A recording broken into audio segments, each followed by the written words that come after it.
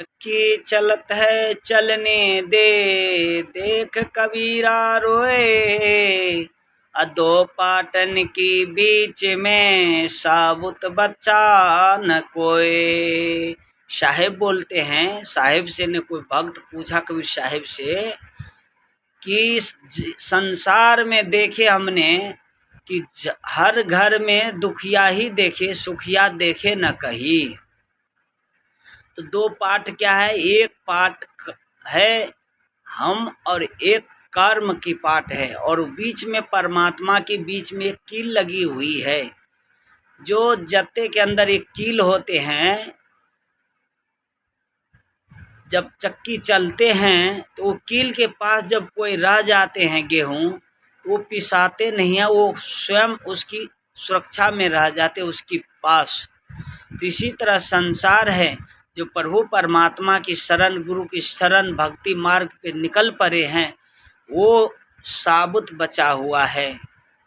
तो कबीर साहिब को समझाते हैं और दुख की बात साहिब सुनाते हैं। तो कबीर साहिब का जो शिष्य था कमाल साहिब, वो कह रहे हैं, कबीर साहिब को समझा रहे हैं कि चक्की चलत है चलने दे, यानी चलने दो चक्की, उससे कोई फर्क पड़ने वाला नहीं है। चक्की चलत है चलने दे, पीस पीस आटा भये, जो कील के पास रहे, उसकी बाल न बहका होए, बाल न बहका होए। साहिब कहते हैं, जो प्रभु परमात्मा की शरण में चले गए, वो मृत्युक से, जन्म मरण से छुटकारा पा जाते हैं। जीव को 84 में जाने का जरूरत नहीं है। संत जनों भक्त को हमेशा समझाते हैं। संत कोई 5,000 4,000 फीस नहीं लेते हैं।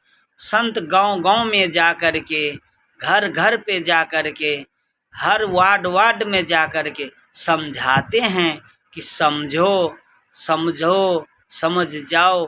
जो संत का वाणी नहीं समझते हैं, वो जन्म ले कर के ही संसार में व्यर्थ चले जाते हैं।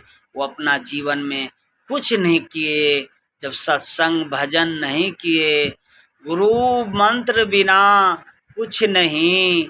जब तक खेत में बीज नहीं बोइएगा, तब तक फसल का आशा मत कीजिए।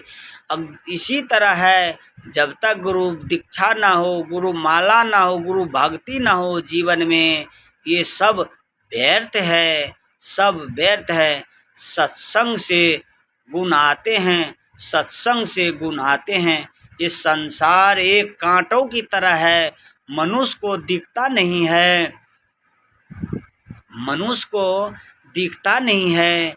कोई मछली मारने वाला जो समुद्र के किनारे जाते हैं तो कांटा में आटा लगा देते हैं, और जैसे पानी में डालते हैं तो मछली कहते हमारे लिए कोई अच्छा भोजन दिया है, वो प्रसन्न हो जाते हैं, वो खुश हो जाते हैं।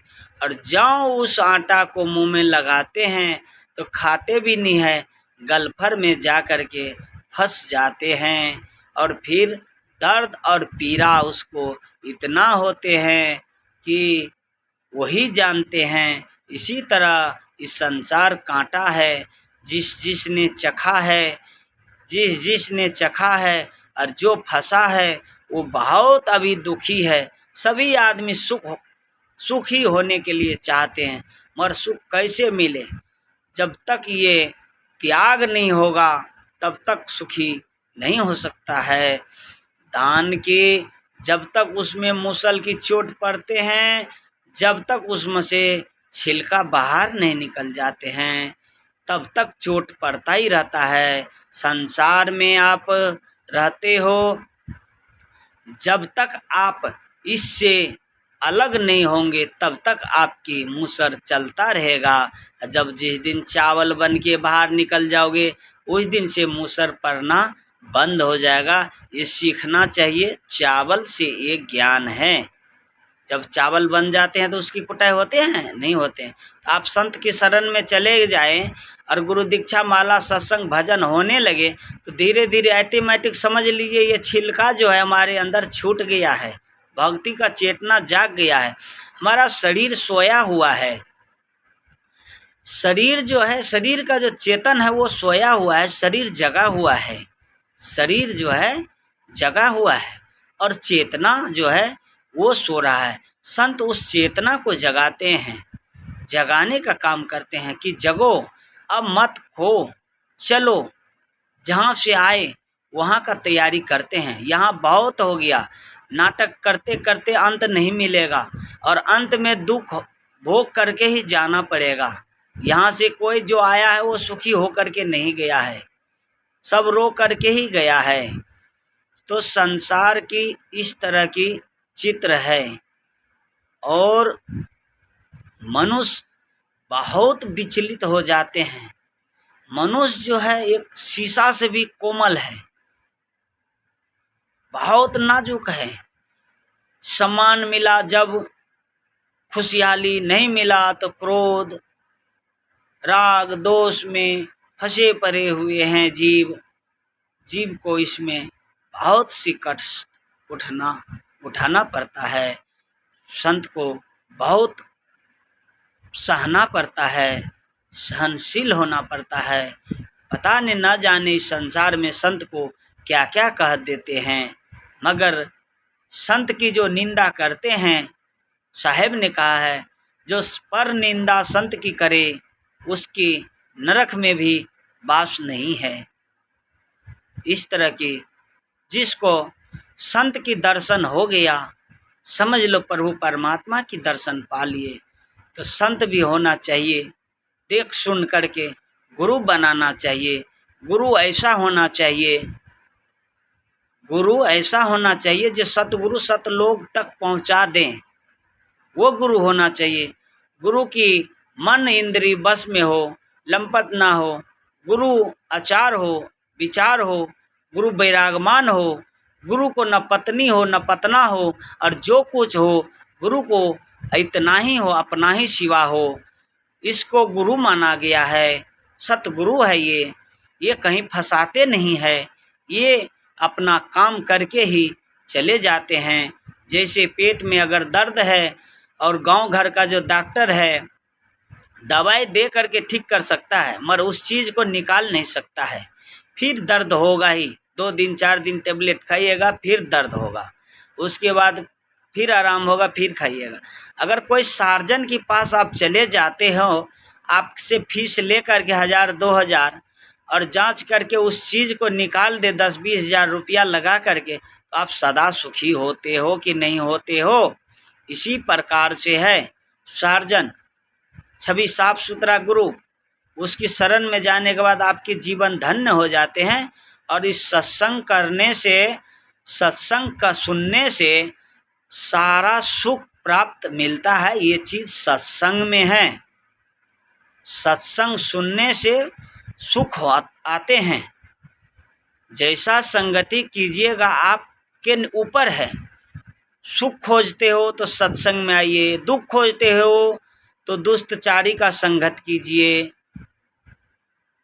आपके ऊपर निर्भर है आपको क्या करना है क्या नहीं करना है।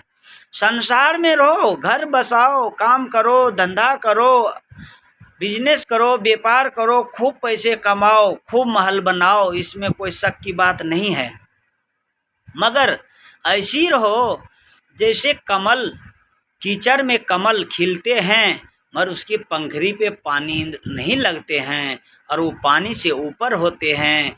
इसी तरह आप रहो कि दाग धब्बा न लगे, मान मर्यादा से चले, जीवन को आगे बढ़ाएं। हम लोग मनुष्य जन्म में जो आए हैं बड़ी भाग से, तुलसी बाबा ने कहा है, बड़े भाग मानव तन पावा, सब संतन सब गुण गावा,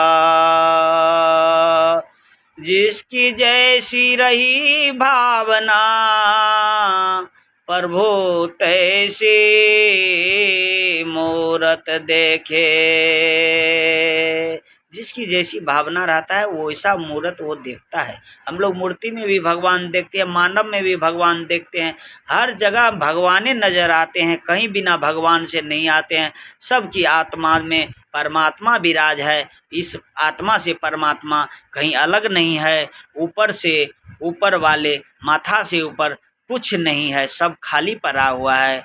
जो विवेक बुद्धि भरा हुआ है ये 10वां द्वार में है। हम अपना वाणी को विराम देते हैं। छोटा सा प्रवचन हमने गुरु जी से आज्ञा ले करके आपके बीच रखते हैं कि जन कल्याण के लिए जन जन तक पहुँचे और सबके घर में परमात्मा की सद्बुद्धि दे और बुद्धि दे और दुर्बुद्धि को दूर करे और सतबुद्धि लाए। जैसे गणेश भगवान की क्या चौपाई है, गणेश गणपताये नमो रिद्धि सिद्धि के साथ चले आना, तो रिद्धि सिद्धि के साथ चले आना।